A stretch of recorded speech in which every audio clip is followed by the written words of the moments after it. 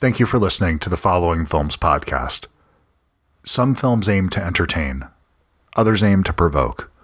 Lemonade Blessing dares to do both, and does so with unapologetic flair.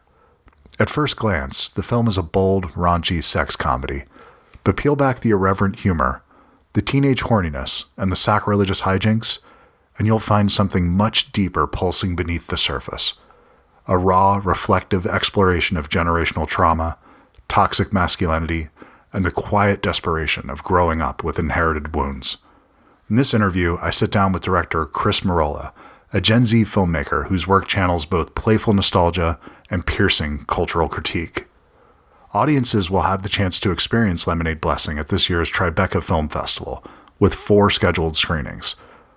Thursday, June 5th at the SVA Theater, Friday, June 6th, Saturday, June 14th, and Sunday, June 15th at the Village East. Don't miss this bold, timely, and soul-searching debut from a filmmaker with something vital to say, and a wild, unforgettable way of saying it. I hope you enjoy the show. Thanks.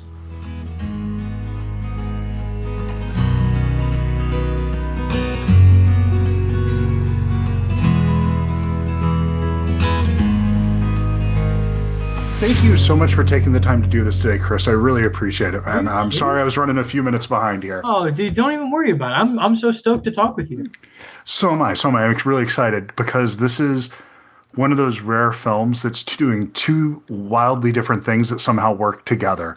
Where you have something that is deeply funny, but also moving at the same time. And I'm wondering how you can walk that balance between the two. And because a lot of films try, but oftentimes they really trip up and fail in doing so. Thank you so much. Oh, dude, the tonal switches were so, it was something I was thinking about the whole time. I was like, I guess we have to establish immediately up front with the film grammar what this is. So by like 1 minute, 40 seconds in, you're doing a hard cut from, childhood trauma to, masturbating.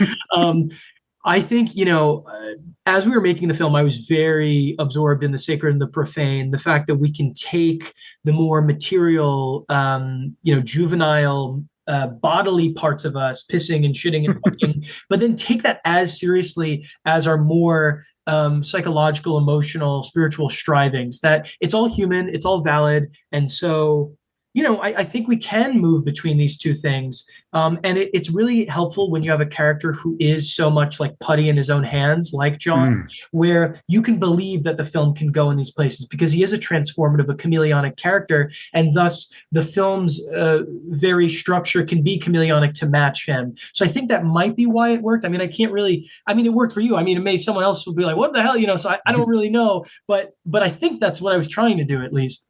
Well, I think for me, it's being in touch with who I was at this age is what's so important about it, because I was, for most of my life, really trying to figure out who the fuck I was. It's true. Okay, what facial hair configuration am I going to try on? What color am I going to wear my hair? What music am I going to present to the world to show who I am? But it's all affectation. And this is somebody who is clearly trying to find their place in the world. And I feel like that's that deeply personal side of this, that I feel like there is a sense of self-reflection here.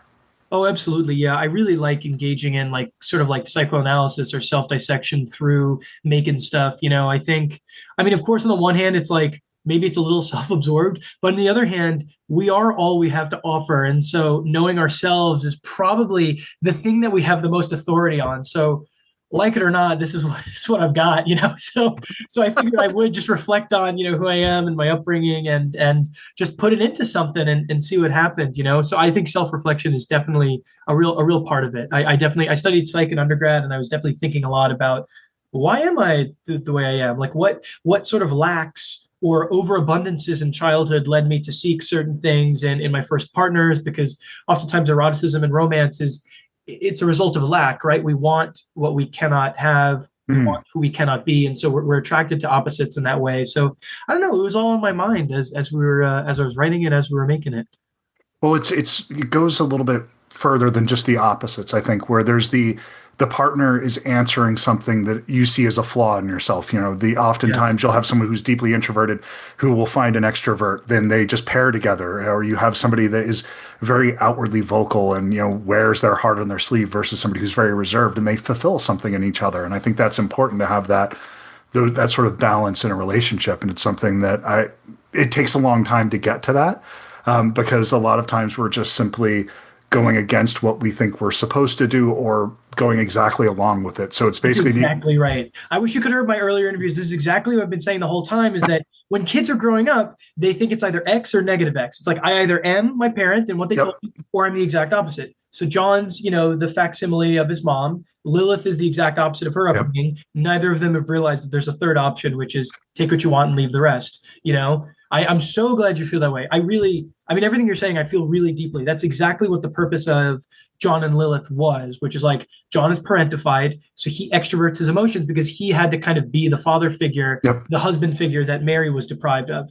So Lilith is fascinated by that. She's like, wow, this guy's really vulnerable. And then John sees Lilith and she's so solid in who she is. She doesn't budge an inch for anybody.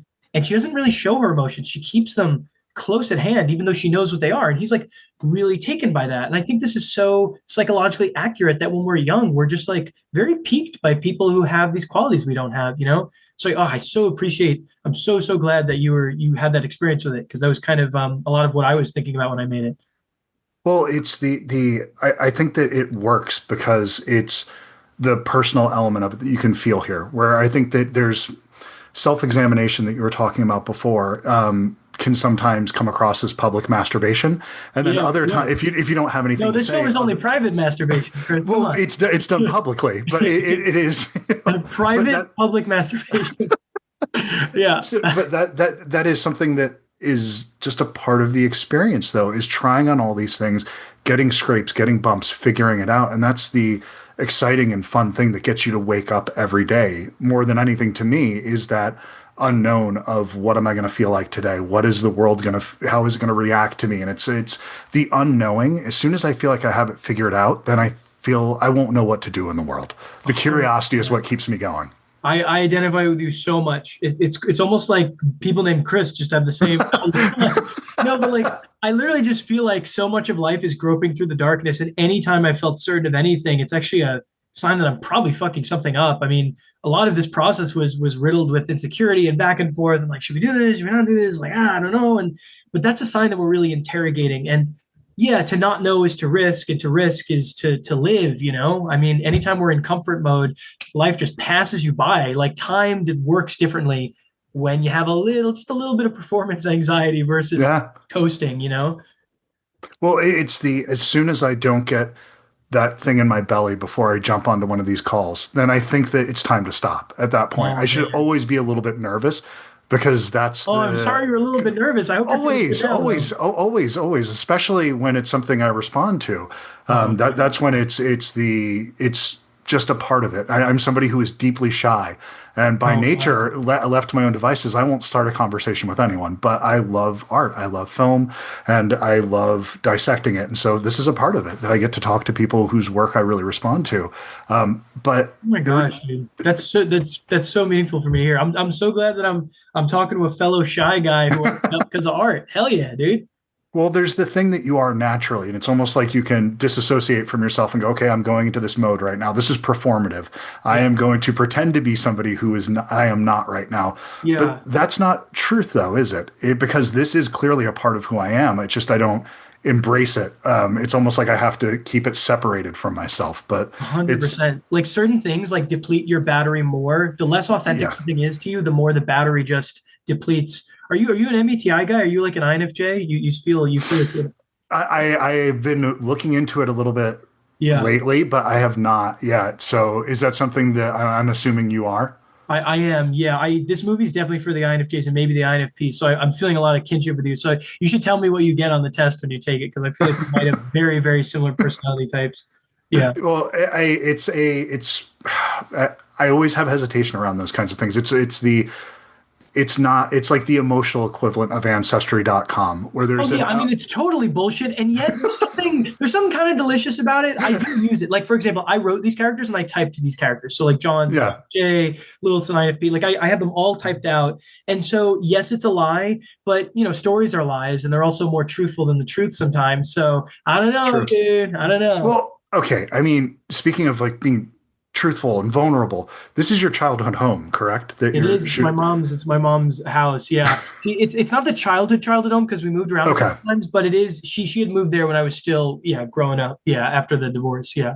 So what is that like to, I mean, there's the things that there's liberties here, obviously, Of course. but Yeah. there's elements of this that ring very personal and very true. And while it might not be a one-to-one, the thing that happens is emotionally honest in the end. I think the whole piece feels very emotionally honest. So, what is that like to view this and then to show your family this version of this reflection of your childhood through a literal, this is our home. Look at what was going on in the house. It's truly odd. There are so many things that you need to gird yourself with before you're able to even make the film. And so I was not able to fully process the surreality, the like Charlie Kaufman turtles all the way down, like me on set with the facsimiles of me and my mom Yeah. doing like childhood trauma while my mom's like 15 feet next to her. I'm like, hi, it'll be over soon. And like, it's weird, but there were so many things on my mind at the time that I wasn't able to fully register. And even now, like I've watched the movie like 250 times because we had to do it, like edit so many different things and adjust things, like Foley passes where you're like, did they sit down on the couch too loud? Should we adjust that? Like stuff like that. I saw an interview with Sean Baker recently where he watched Tangerine for the first time like 9 years or 10 years later, and he finally was able to relate to it as an outside observer. I have a feeling I will not be able to look at this thing honestly. Maybe something about watching with the audience at Tribeca will do something that I will be able to inhabit the objective viewer's perspective. But to be honest, it's so confusing. There's so many different mixed messages. I've actually had moments where like I forgot which parts of the story happened and which didn't, and people would ask me about it. I'd be like, "Oh yeah, oh wait, that actually happened. Oh wait, that actually happened. That's crazy. What the fuck?" And thinking I'm just because like the body it replaces every single cell in your body is Mm-hmm. replaced every 7 years, and so Yep. I'm not a person who dwells in the past, and I think that's why I'm able to take the past and deal with it hopefully with some degree of objectivity and self dissection and analysis, and not be too sentimental about these things. So yes, it's a part of me, but it's also like it was a different person, and I'm kind of different now, and so dude, I don't even know. I hope that was some semblance of an answer. No, no, no, no. That's actually a very good answer, and it's something that I think that it goes to the idea that, to me, artists are frequently the worst person to evaluate their art. Yeah, It's I mean, what you kind of kind of objectivity do I have? I'm like staring at it like can't. this. I'm like, yeah, I don't know. Like, I wish I had perspective. I don't know. No, you shouldn't. It's that thing. I don't understand how people can edit their own work because I can't divorce myself from the things I know about the story. So I need new eyes to come in and look at something, whether I'm writing it or it's actually the few films that I've made, things like that, where I need somebody else to look in and go, okay, does this actually make sense? Yeah. I feel like I'm laying all the breadcrumbs out, but I don't know if I've trimmed it too far back or if I need to pull, give more here. Impossible. You get absolutely diluted. I mean, just the level of like anxiety and self-hatred and confusion I felt going over this, like I really just had no idea what other people would think of it because I was so dang close to it. You should send me your films, dude. I'd love to watch them. Oh, no, no. These are like, it would be the equivalent of sending my Trapper Keepers from high school filled with my bad poetry from That 30 sounds plus years. incredibly sincere, and I like sincerity. So please send away, man. You should send them to me. I'd love to watch them. Look, if I haven't cracked it open for my wife yet, I'm not sure that you'll be there. But if once I get her to look at it, you'll be right after that, Chris. I All promise. right, yes, you show her, then you show me, dude. Let's do it. All right. So, one thing I appreciate in the film, let's just talk a little bit about toxic masculinity. Yes, yes, And absolutely. I think it's something that's really important where we are right now to address it and what the idea of masculinity actually means. Yeah, To me, I think it's far more risky and tough to be vulnerable than it is yeah. to put an affront of what we see as strength. Oftentimes, the things that we view as strength are actually the weakest things you can possibly do. And someone like Andrew Tate is not somebody that I see as an example of strength. I see it as the antithesis of strength. It is pure weakness and, just insecurity and childishness to me. I agree with you so much. My friend messaged me yesterday. My friend Shubi, she's our post sound supervisor on this and a co-producer. She's running our social media page too, doing a really good job of it. She said, "Chris, we were in a group chat with all of our friends, me, Shubi, Abby, and Ed. They also edited the film. We're all like best buddies." And she was like, "Who are the happiest people you know?" And I started listing. I listed 8 names, and only 2 of the 8 were men. And I was like, "Huh, that's interesting." like patriarchy exists, and yet I don't know that many happy men. Yeah. And so I'd heard a saying the other day that like if you were to punch someone, your knuckles would still hurt when you punch them, and that's kind of what I think about that. That like patriarchy is it exerts force against others, but that force also hurts men as well.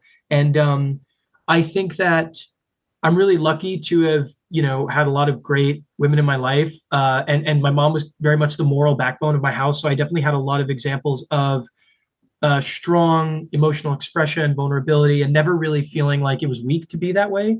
But yeah, high school was definitely a different feeling. It was a very patriarchal, sexist environment where I felt like we're being trained to be like baby breeders, basically, where it's like everything is mediated by pull out a chair for a girl, make sure a girl stays a virgin, marry her, have kids, and then send them over here so we can have some more customers. And I think that there's so much more to humanity and people than what the manosphere is allowing. And I think it's so sad that genuine feelings that young boys have, confusion about their identities, fears about who they are, worries about whether they'll be worthy of love, or be considered attractive to someone they care about. Yeah. These genuinely real fears are being harnessed and weaponized to make out women as these trophies, objects, things to be owned, tossed around, manipulated. And even everyone on the alt-right, like Charlie Kirk and his whole fucking breeding fetish. I mean, Yeah. and Vance and criticizing anyone who doesn't have kids. I mean, it's we're in an absolutely disgusting and heinous time. And I mean, this film was literally just me being honest about my upbringing. I didn't wake up in the morning like, let me inject this into my movie. It's like I was just honest about the things that. That's why it works, by the way. Because if you would have you. done that, it would have been bullshit. I know, right? It would have been like, and here's the theme of the movie. It's like, gosh, fuck off. Like, you know what I mean? Like, so yeah, I mean, these things just happened to be a part of my life because I had to untangle the web of sexism and learn how to engage with women growing up. And, I guess to some extent, we all have internalized misogyny, internalized racism, homophobia, Islamophobia, every ism, every phobia, because of the media we consume and because of the world that we inhabit. And so every day is a challenge to just try and see all the humanity and all the complexity in all the people all around us, Well, it's that idea that we all have some level of prejudice in the definition of there's a prejudgment that exists in every situation. It's a part of what has made humanity grow. It's part of its survival.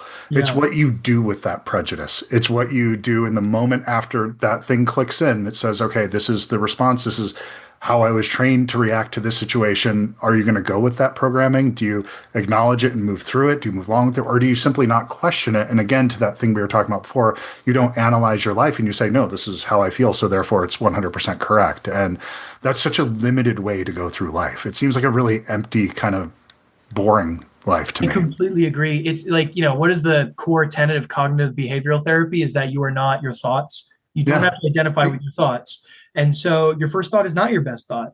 That took me so long because I was raised so Catholic, so confessional. A lot of my first relationships, the girls I were dating, they had internalized that value as well. And they'd be like, well, tell me anytime you have a thought about any other girl, or tell me all of your first thoughts and first feelings all the time. And I, like a good Catholic boy, would just always confess, always blab, just be like, this, I felt this, I thought this, I felt this. And I was like, no, like that is, honesty can be cruelty in many respects. Like we are not our thoughts. Like we are a conjunction of all the things and the way that we choose to express ourselves in light of the thoughts that we can't control, It's the shortcut and the way that people will ignore their own behavior in the guise of being honest. I was just being honest. No, you're being an asshole. There is the internal thing that happens where we have thoughts. They do not need to be reality. Not every thought you have needs to be expressed.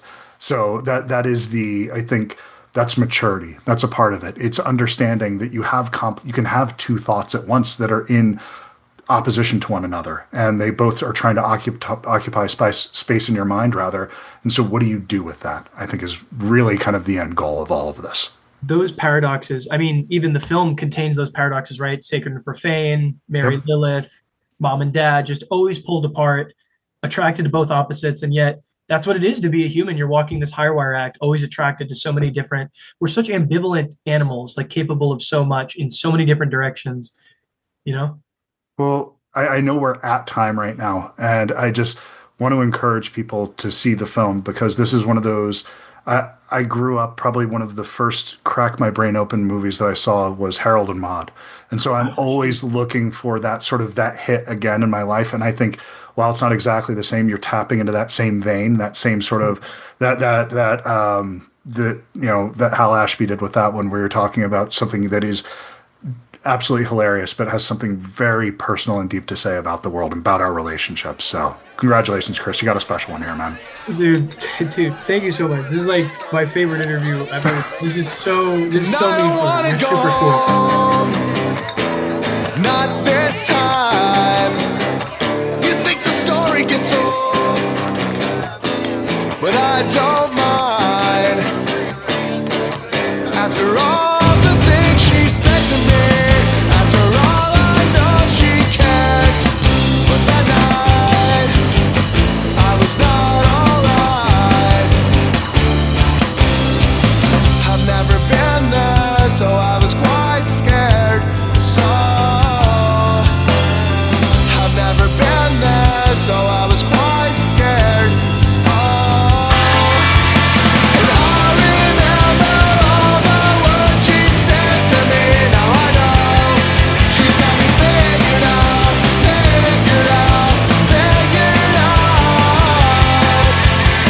And I don't wanna go home, not tonight. Just let me talk about all the old times. Just drink until it's funny, babe. I feel future solemn stare, but I know I'm alright. I've never been there, so I was quite scared. So I've never been there, so I was quite scared. Oh, and I remember all the words she said to me. Now I know she's got me figured out, figured out, figured out. I miss my friends, I miss my friends so. I miss my friends, I miss my friends so. I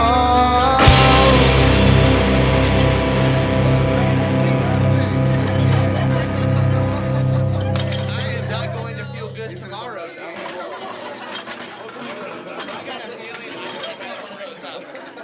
Hangovers?